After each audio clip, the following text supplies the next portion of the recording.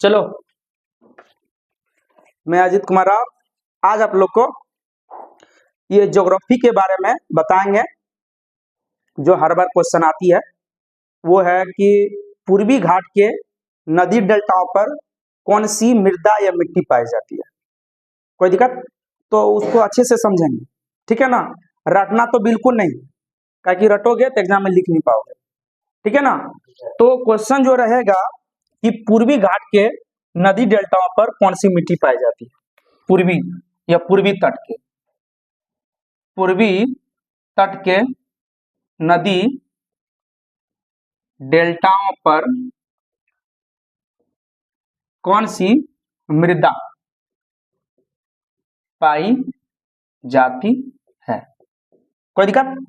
और क्या है कि मुख्य विशेषताएं बताएं, इसका मुख्य विशेषताएं भी बताना, समझना, ठीक है ना। ये रहा हम लोग का क्वेश्चन। तो हम लोग को समझना बस इतना है कि ये पूर्वी तट है क्या। जब हम लोग पूर्वी तट ही नहीं जानते हैं तो कैसे होगा, ठीक है ना। बहुत कोई सब सुनी होगी, पूर्वी तट, पूर्वी तट बोलो, पूर्वी घाट बोलो। हाँ, तुम लोग जैसे यूज करते हैं समुद्र का तट। कोई दिक्कत? तो कहने का मतलब है कि पहले समझना है। तो हम दक्षिण भारत बनाते हैं, जैसे देखो ये ऐसे दक्षिण भारत। कोई दिक्कत? ये है दक्षिण भारत। कोई दिक्कत? उतना ऐसे नहीं बन रहा, लेकिन ये है क्या, दक्षिण भारत, ठीक है ना। अब थोड़ा सा क्या, ये है भारत, दक्षिण भारत, ठीक है ना। मतलब जो कर्क रेखा गुजरती है भारत में बीचों बीच, उससे नीचे, ठीक है ना। तो कहने का मतलब है विंध्य पहाड़ी के नीचे, ठीक है ना। तो कहने का मतलब है कि ये, अब सर ये क्या लिखे हैं सर, पूर्वी तट। तो कहने का मतलब है कि दो चीज समझेंगे, इसी को बोलते हैं पूर्वी तट या पूर्वी घाट। कोई दिक्कत? इसको बोलते हैं पश्चिमी घाट, पश्चिमी तट या घाट, ठीक है ना। ये नहीं कि एग्जाम में घाट लिख दे तुम लोग वहीं पाठ लेना चालू कर दो ठीक है ना। तो कहने का मतलब सर एकदम बन से जा रहा है, घाट यहाँ तट पढ़ाए थे, घाट को दे दिया तो टेंशन नहीं है उसमें, ठीक है ना। तो कहने का मतलब है कि देखो कि यही है पूर्वी तट। अब याद रखना, पूर्वी जो तट है तुम लोग देखना, जब भारत का मैप देखोगे तो ऐसे रहेगा, ऐसे कटा फटा रहेगा ऐसे।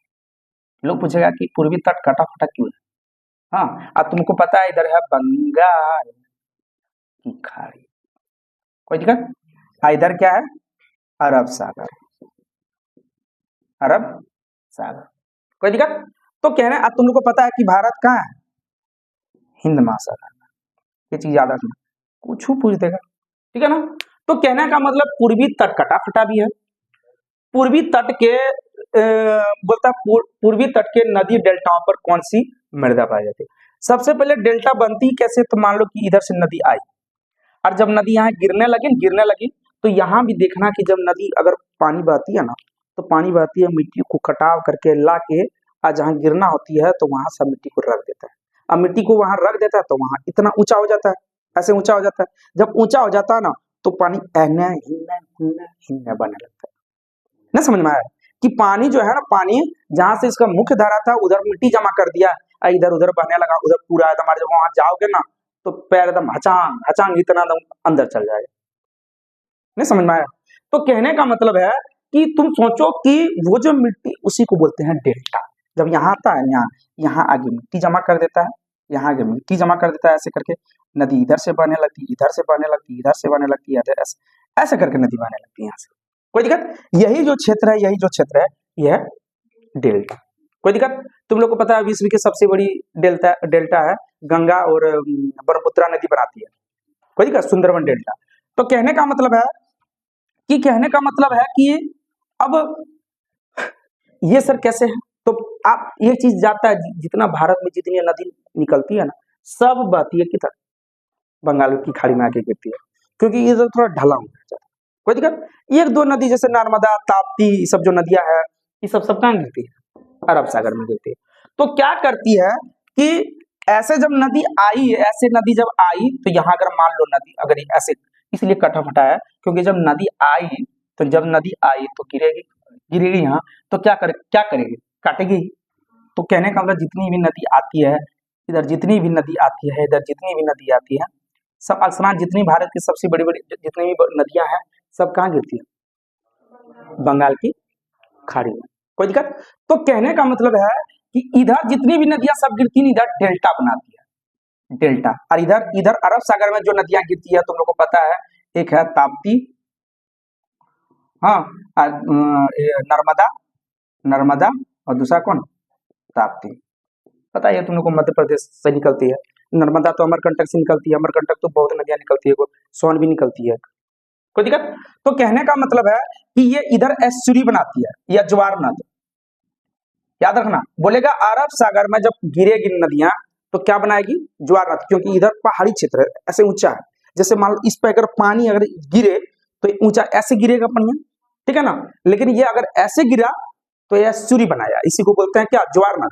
लेकिन सीधे एकदम इधर से जा रहा है, एकदम मिट्टी में जाके एकदम समुद्र में मिल रहा है, तो वहां जितनी भी है नदियां यहाँ क्या की? आई और ऐसे ऐसे बट गई सब जगह, इस तरफ करके मतलब यहाँ पे आई, यहाँ सब मिट्टी जमा कर दिया इधर जितना। अच्छा, मिट्टी नदी जाएगी तो मिट्टी लाए भी करेगी, ऐसा बात थोड़ी ना। अब जाए जब नदी जाती है देखना, कहूँ बालू ढेर हो गया, कहूँ बालू कम हो गया नदी में, कहीं बालू एकदम डींग कर दिया, क्या कि सब बहा के ला दिया, वहां जमा कर दिया, ठीक है ना। अब बालू वहां जमा कर दिया तो क्या होता है कि वहां जब पानी कम हुआ तो वहां बालू ऊपर हो गया, हिने उन्हें पानी बहने लगा, उधर से कैसे पानी बहेगा?